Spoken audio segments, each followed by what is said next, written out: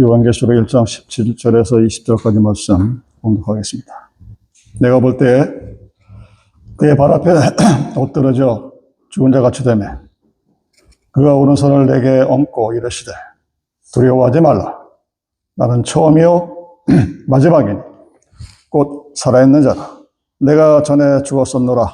볼지어다 이제 세세토록 살아있어 사망과 음부의 열쇠를 가졌노니 그러므로 내가 본 것과 지금 있는 일과 장차 될 일을 기록하라. 내가 본 것은 내 오른손에 7별의 비밀과 또 7금 촛대라. 7별은 7교회의 사자요 7 촛대는 7 교회니라. 아멘. 여러분 중에 내가 어디서 왔고 어떻게 생명을 얻었는지 알고 계신 분 있습니까? 아니면 내가 원해서 오늘의 여러분이 되신 분들이 한 분이라도 계십니까? 아마 없을 겁니다. 여러분들이 태어난 것, 누구누구의 아들, 딸로 태어나서 지금까지 자란 것, 여러분의 선택이나 의지하고는 아무 상관이 없습니다. 그렇게 된 거예요. 어디서 왔는지도 모르고 어떻게 살아가는지도 모릅니다.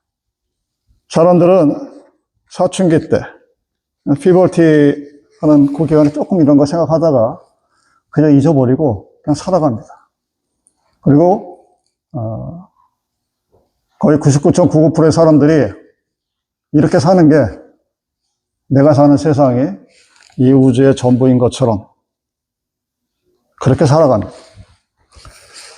사실 여러분들이 조금이라도 여러분들의 시선을 하늘을 쳐다보면 우리가 유니버스라고 하는 우주를 바라다 보면 우리 인간의 지식과 한계를 이미 뛰어넘습니다. 얼마나 큰지 우리는 측정할 수가 없어요. 그런데 우리는 이 지구 안에서 이 지구라는 별에서 살면서 참 어렵게 살아갑니다. 그러니까 인생 사는 게 힘들다고 맨날 얘기하고 다른 사람들의 삶을 보면 참 편히 사는 것 같은데 나만 이렇게 힘들게 살아가는 것 같은 그런 삶을 살아갑니다.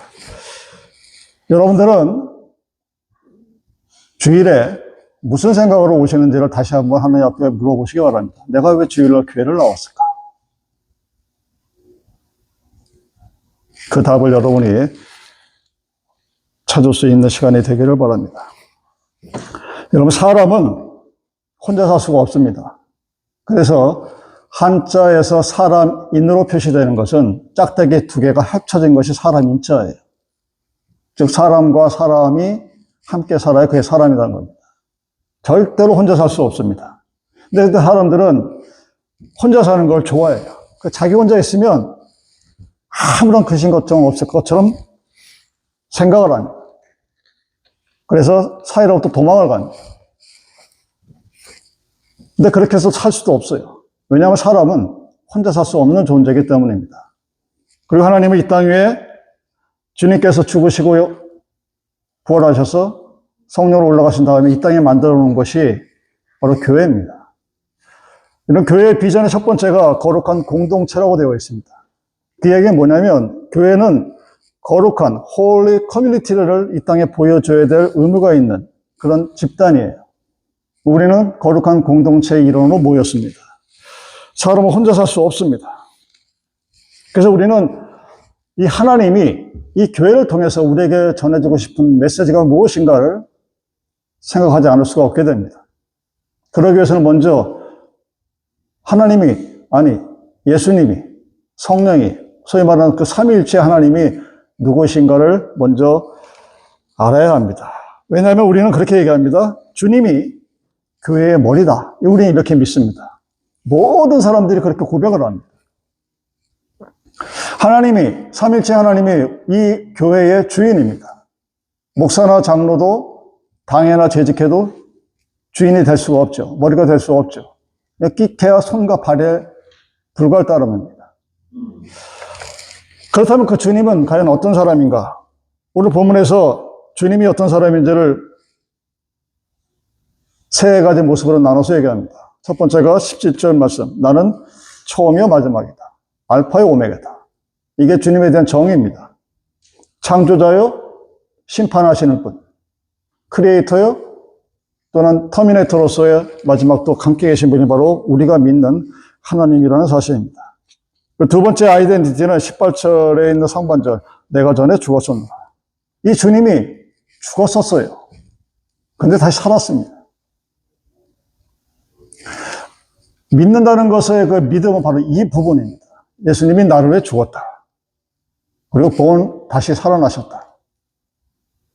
그래서 내가 구원받았다. 주님이 나의 세비어, 구주라는 사실을 강조합니다.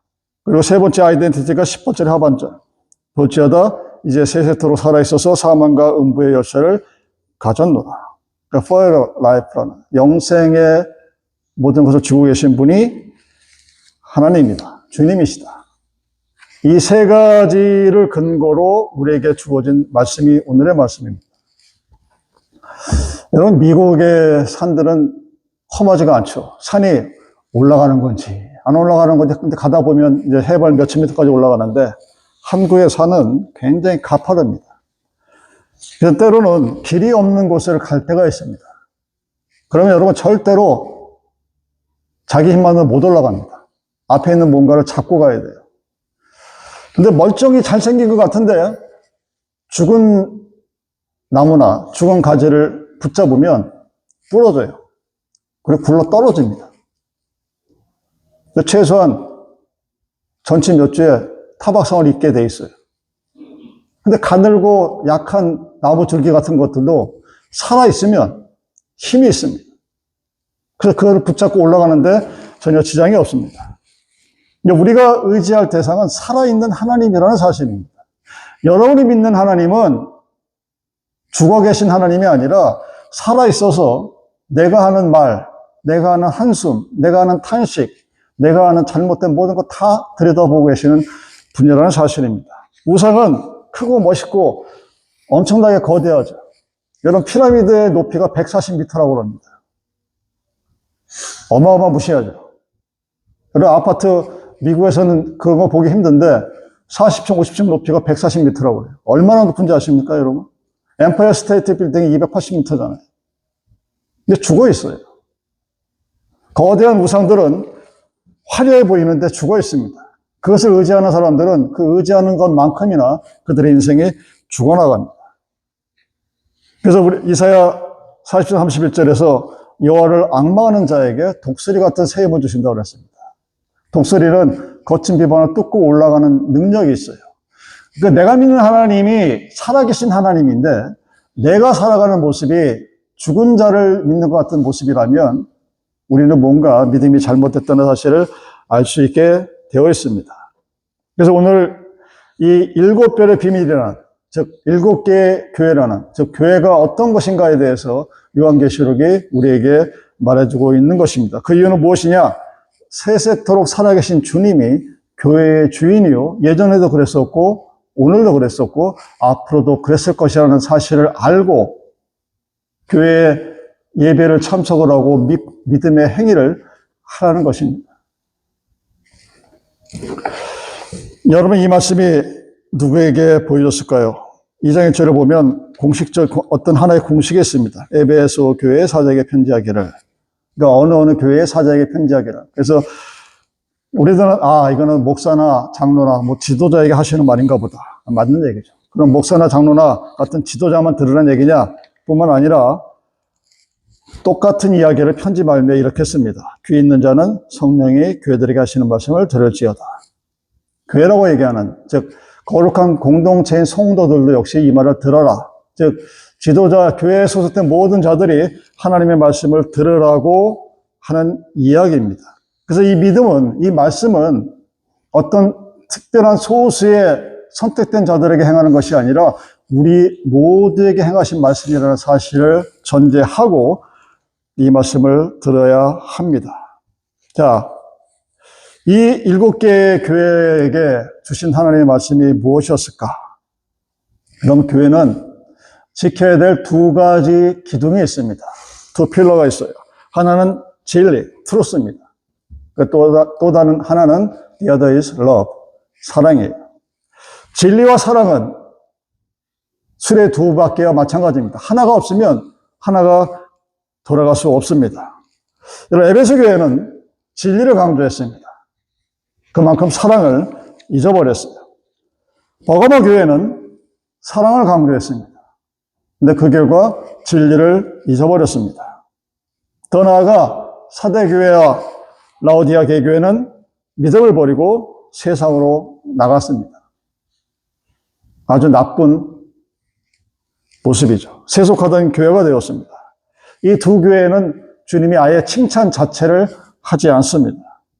그래서 우리의 신앙이 가장 무서운 것이 뭐냐? 세상의 것을 위해서 살아가는 거예요.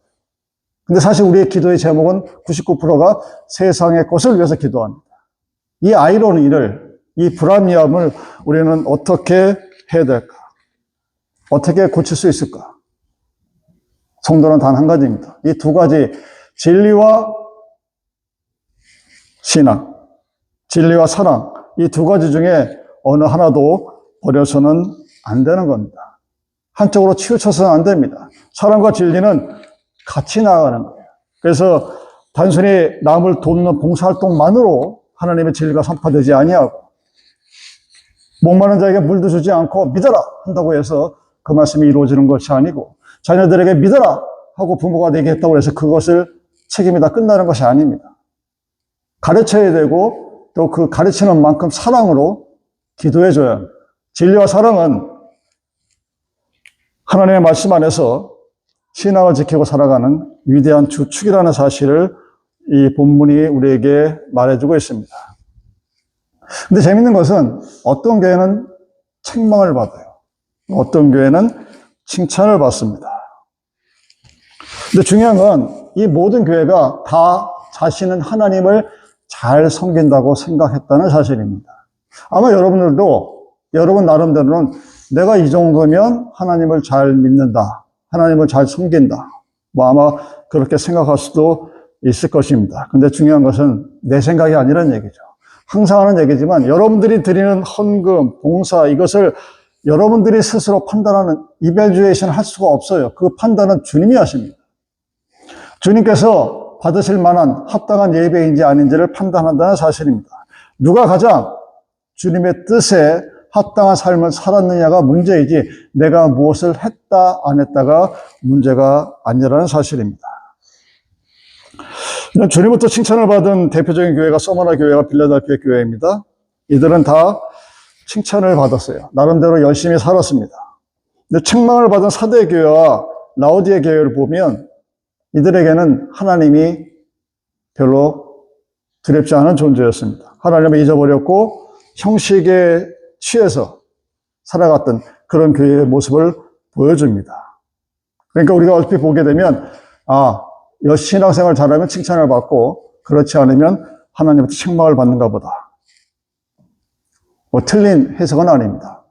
여러분들이 갓난하든 부하든 그것은 상관이 없습니다. 여러분이 잘났든 못났든 그것 또한 상관이 없습니다. 누가 더 주님을 사랑하고 누가 더 주님을 위하여 헌신하는 마음으로 사느냐, 이것이 사실은 더 큰 문제죠.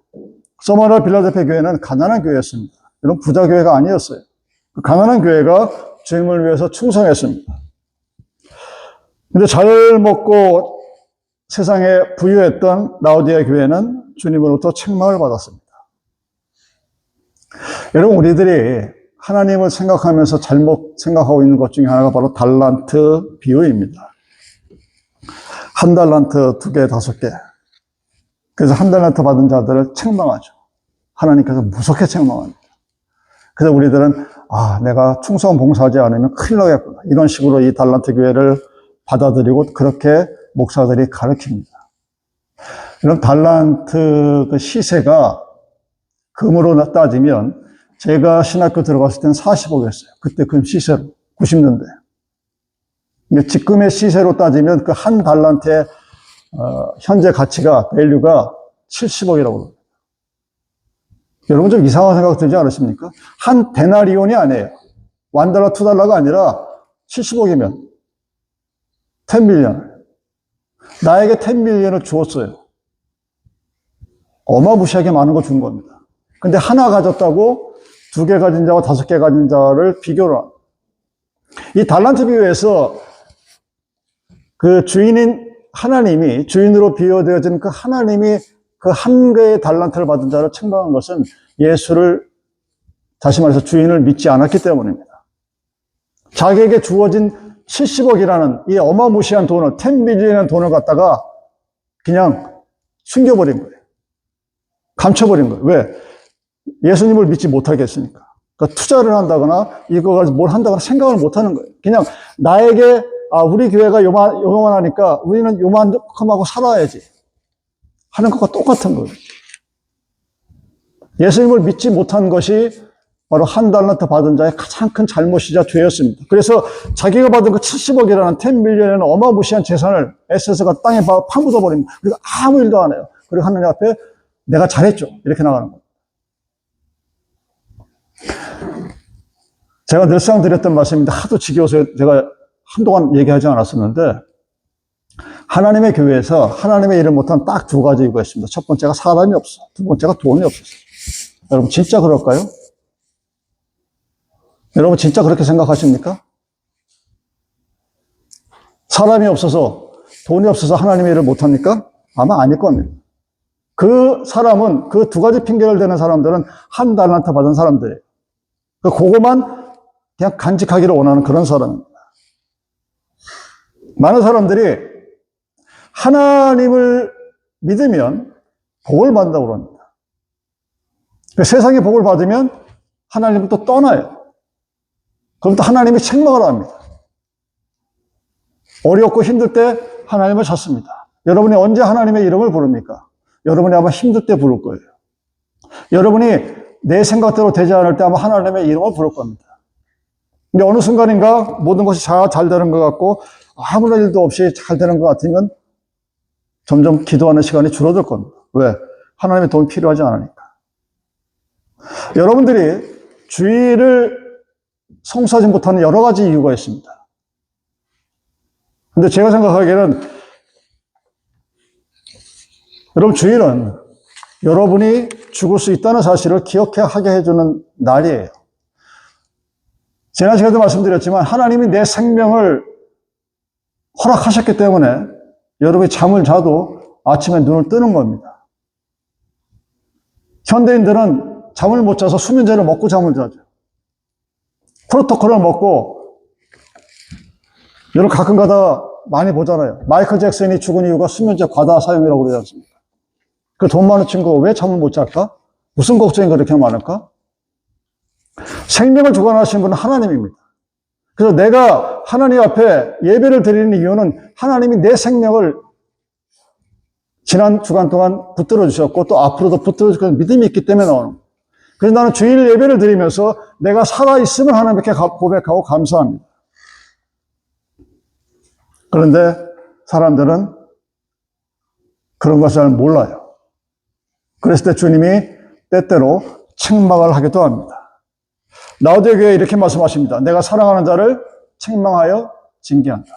사랑하는데 책망한다. 부모가 자녀에게 매를 들을 때 사랑하니까 매를 들겠죠. 여러분 제일 무서운 게 인디퍼런스입니다. 무관심입니다. 가든지 말든지 가만 내깔려 들은 게 사실은 제일 무서운 거예요. 근데 사랑하면 잘못된 거를 가게 되면 부모의 마음이 아프지만 회초리를 듭니다. 우리는 이해를 합니다. 부모에 대한 마음 이해를 하지만 자녀들이 과연 그것을 이해를 할까? 아마 이해 못할 거예요. 저도 그랬었고 아마 여러분도 그랬을 겁니다. 우리 부모들이 착각하는 것 중에 하나가 자기가 10대, 20대 때는 굉장히 잘 살았던 것을 착각을 해요. 천만의 말씀. 안 그랬잖아요. 알잖아.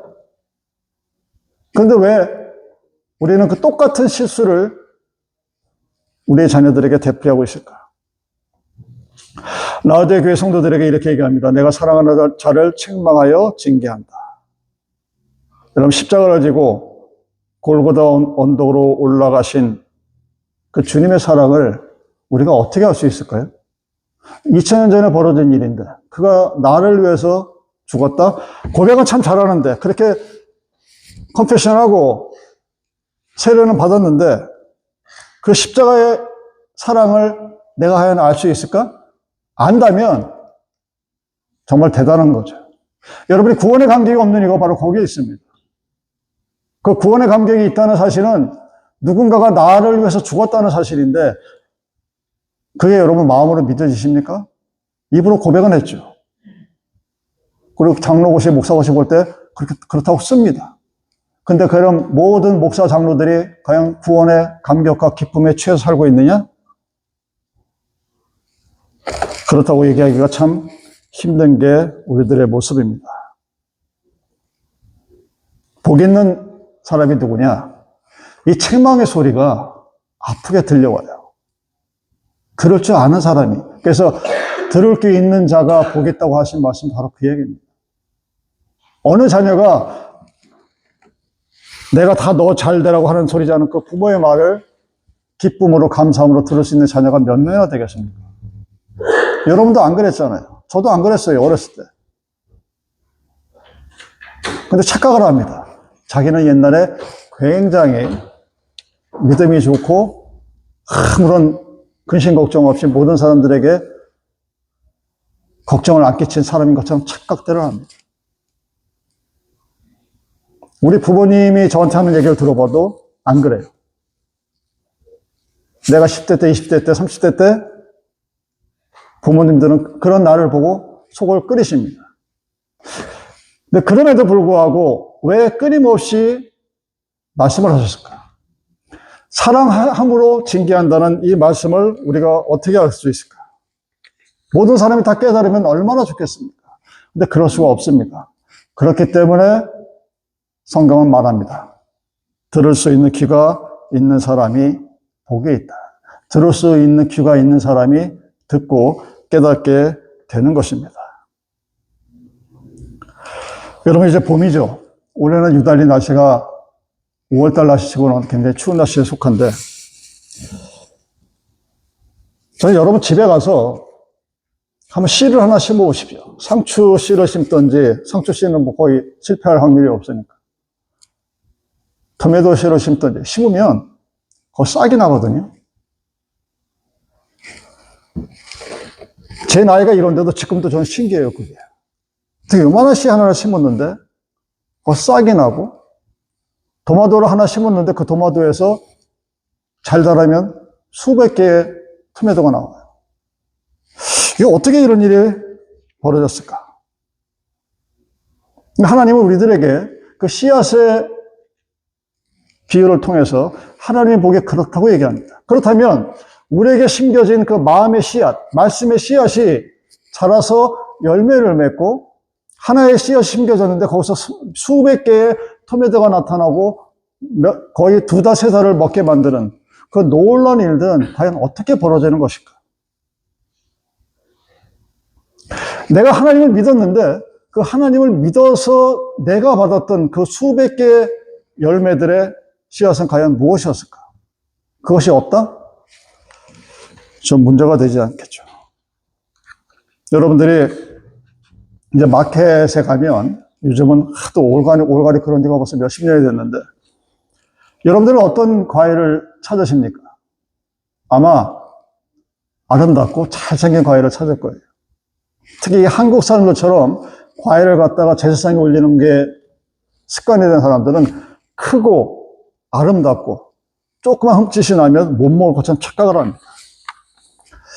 근데 여러분 아세요? 여러분들이 집에서 가드닝을 하면 아마 농약을 안 칠 겁니다. 농약 치는 사람은 바보예요. 자기가 먹을 고추밭에 그 벌레들이 엄청 많이 생기는데 절대로 약 안 칩니다. 자기가 먹을 거나. 토마토가 시장에서 팔 수 있는 것처럼 잘 자라는 거는 여러분 10개 중에 2개나 3개 정도밖에 안 돼요. 다 모양도 현찮고 제대로 못생기고 그런 게 나옵니다. 근데 먹어보면 어떨까요, 여러분? 그게 훨씬 맛있어요. 근데 똑똑하고 잘났다고 생각하는 이 도시 사람들은 그런 모든 사실들을 다 알고 있으면서도 항상 밖에 가서 비싼 돈을 주고 잘생기고 벌레 안 먹고 흠 없는 그런 열매를 쳤습니다. 농약으로 범벅이 됐다는 것을 모르고. 올가릭, 여러분, 웬만하면 안 믿는 게 좋아요. 농약이 조금 있다는 거지 아예 없다는 게 아닙니다. 그러니까 야근체를 하는데 오히려 속아 넘어가는 거죠. 내가 돈이 많아서 나는 이렇게 비싼 데 가서 좋고 멋있어 보이는 거 사 먹는 것 같은데 오히려 그것이 좋지 않은 것이라는 것. 벌레도 먹지 못하는 거라는 것. 모른다는 사실입니다.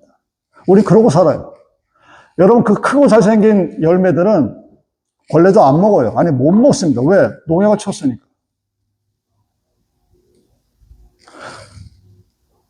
집에서 여러분들이 조그만 화분 하나에다가 열매 몇 개만 심어봐도 그 사실을 압니다. 화분 한 두세 개만 키워도 벌레들이 꼬여요. 그게 자연의 법칙이에요. 근데 거기를 수백 개, 수천 개를 약을 안 치고서 이렇게 아름답게 만들어 놓는다고? 할 수가 없습니다. 자기가 먹는 것은 해요. 그리고 못생겨도 먹습니다. 맛있으니까. 우리는 그렇게 스스로가 현명하고 지혜롭다고 생각하지만 그런 식으로 하나님의 음성을 듣지 못하는 것을 보게 됩니다. 여러 사람들이 홍수가 났어요. 홍수가 나면 한국이나 미국에서 벌어진 일들이 있죠. 법으로 버리지 못하게 된 폐수들을 같이 섞어서 버립니다. 그리고서 속으로 좋아해요. 안 들켰다고. 근데 결국은 자기한테서 돌아오는 것 같아요. 여러분 산에 가셔서 아주 빨갛고 예쁜 버섯을 보면 절대로 드시면 안 됩니다. 독이 든 버섯은 화려해요. 아름답습니다. 그거 모르면 먹으면 안 돼요. 저는 옛날에 어렸을 때 신기했어요. 저 사람들 도대체 어떻게 알고서 저게 식용이 가능한 버섯이고, 이건 먹으면 안 되는 버섯이고, 저걸 어떻게 알았을까? 여러분 어떻게 알았을 거라고 생각하십니까? 먹어봤죠? 먹어보고 나니까 우리 할머니, 할아버지가 얘기하기를, 야, 그 버섯 먹으면 잘못된다, 위험하다. 그게 쌓인 게 소위 말하는 생활의 지혜죠. 그래서 우리에게 전해졌습니다. 근데 우리가 보니까 이 아름답고 잘생긴 버섯들은 하나같이 먹을 수가 없어요. 우리가 먹는 버섯들 보십시오, 여러분. 송이버섯이 먹으시고 다 못생겼어요. 근데 우리들은 항상 어떤 걸 찾습니까? 화려한 걸 찾습니다. 그 화려한 것에 꽂히는 순간, 즉 세상에 살고 있지만 그 세상의 것에 자기의 미래를 두는 순간 우리는 독을 먹고 있는 것과 마찬가지입니다. 그래서 그 유혹이 들어왔을 때 하나님이 우리를 책망합니다. 먹지 말라고 얘기합니다. 지혜로도 얘기하고 우리의 경험으로도 알려줍니다. 근데 우리들은 대부분 다 그 말을 잘 안 듣습니다. 일단 먹어봐요. 먹고 나서 배가 아프고 뒤틀리고 하고 나야 좀 그래야 그 다음에 조금 잠잠해지는 것이 우리들의 약한 모습입니다. 왜? 주님의 말씀을 들을 귀가 없기 때문입니다. 지도자들에게, 교회의 사자들에게, 그리고 교회 성도들에게 하시는 말씀은 똑같습니다. 들을 귀가 있기를 원합니다. 그 말씀이 비록 내 귀에는 책망으로 들리고 듣기가 싫지만 그 말씀이 바로 우리를 살리는 말씀이기 때문입니다. 여러분 주일마다 여러분이 죽을 존재라는 사실을 기억하시길 바랍니다. Remember your future death. 여러분 이 세상이 영원하지가 않아요. 여러분의 젊음이, 여러분의 능력이 영원히 가지 않습니다. 언젠가 우리는 우리의 할머니, 할아버지를 따라가야 돼요. 그랬을 때 나는 무엇을 하고 살 것인가를 한번 생각해 보십시오. 제가 서두에 말씀드리기를 내가 이 자리에 서게 된 것, 내가 누구누구의 아들, 딸로 태어난 게 내 선택입니까, 여러분? 여러분의 선택입니까? 아니요. 여러분 부모의 선택입니까? 아니에요. 우리는 그것을 하나님의 섭리라고 합니다. 하나님의 주권이라고 합니다. 내가 원해서, 내가 선택해서, 내 의지대로, 내가 바라는 대로 이루어진 인생의 스타트가 아니라는 얘기입니다. 왜 그것을 가지고 우리가 논박을 하죠? 우리는 그것 때문에 싸웁니다. 왜 내 부모는 이랬을까? 왜 내 자식은 이랬을까? 왜 이러고 싸우면서 그 인생을 허비하는 겁니다. 그 모든 것들의 선택은 나의 선택도 아니고 여러분의 선택도 아니고 여러분의 부모의 선택도 아니고 하나님의 주권입니다. 삶의 시작은 하나님의 주권으로 시작이 되었고 삶의 마지막도 하나님의 주권으로 시작이 되는 거예요. 우리에게 주어진 삶입니다. 근데 우리는 착각하는 거예요. 내가 선택해서 우리 엄마 아빠의 아들, 딸로 태어났고 내가 선택해서 내 아들, 딸들을 만드는 걸로 착각합니다. 대단한 교만이죠. 하나님을 인정하지 않는 사람들은 그렇게 할 수가 있습니다. 왜? 주님의 말씀을 들을 기가 없기 때문입니다. 하나님은 씨앗의 비유를 통해서 그 하나의 씨앗이 얼마나 대단한 열매를 맺을 수 있는지를 가르쳐줬습니다. 제 나이가 내일 모레 70이 돼가는데도 지금도 저는 그게 신기한 그 말씀의 씨앗이 여러분들에게 뿌려졌을 때 그 말씀의 열매가 어떻게 일어나는가를 여러분의 삶에서 보여줘야 되고 하나님께 돌려드려야 합니다. 여러분 지금 소아시아에 가면 이 요한계시록에서 언급했던 7교회는 어디에 있는지 흔적도 찾아볼 수 없다고 합니다. 비석 하나 남아있어요. 여러분들이 무슨 성지 순례 간다고 가봤자 거기 없어요. 그냥 허허벌판에 편말 하나 꽂혀 있는 겁니다. 조그만 교회 하나 있고 이게 옛날에 그랬다고 그냥 그거 보다 오는 거예요. 칭찬받았던 서머나 교회, 빌라델피아 교회도 사라졌습니다. 흔적도 없어요. 무엇 때문입니까? 그 믿음이 온전하지 못하게 지키지 못했기 때문입니다. 그래서 주님께서 말씀하신 대로 그 촛대가 옮겨졌습니다. 오늘날 이 지구상에 존재하는 교회가 영원할 것이라고 여러분 믿으십니까? 하나님이 없는 교회는 어느 한순간 순식간에 사라져버립니다. 우리도 하나님 앞에 바로 서 있지 못하면, 하나님만 바라보지 못하면 교회의 앞날을 장담할 수 없습니다. 내가 교회를 지켜야지. 그 세상 그보다 오만한 믿음은 존재하지 않습니다. 여러분, 교회든 개인이든 주님을 떠나서는 만세반석이 없습니다. 주님의 뜻에 순종하는 자만이 오늘도 내일에 대한 하늘의 약속을 받으면서 살아갈 수 있게 됩니다. 주님께서 이 소아시아에 존재하는 7개의 편지를 쓰면서 그 마지막으로 요한복음 22장 20절에 이렇게 말합니다. 내가 진실로 속히 오리라.